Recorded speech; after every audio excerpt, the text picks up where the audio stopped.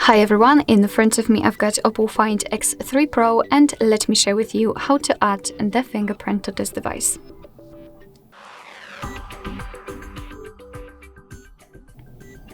So first of all, let's enter the settings, and here we have to scroll in order to find password and security. Now let's tap on the fingerprint. And of course, before we will be able to do that, we have to set the screen lock. If you've got one currently set, no worries, you will be just transferred to another step. If not, we have to do it right now.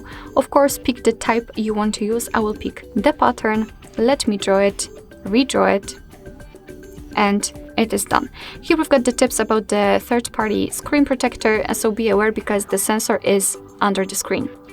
Alright, so all we have to do right now is to put our finger on the sensor and basically do it multiple times in order to add our fingerprint fully, and try to catch every corner, so change the position of your finger for better recognition.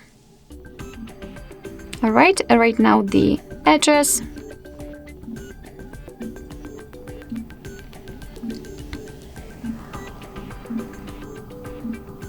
Okay, here we've got it, so let's simply tap on done. I don't want to enroll the face unlock.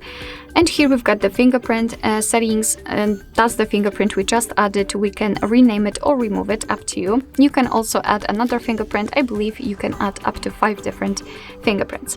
You can decide also for what you want to use the fingerprint for, so the screen unlock, app lock, private safe, up to you again.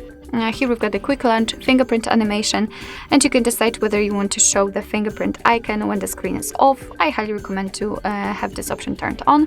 And the animations, as you can see, you've got quite a lot of options to choose from.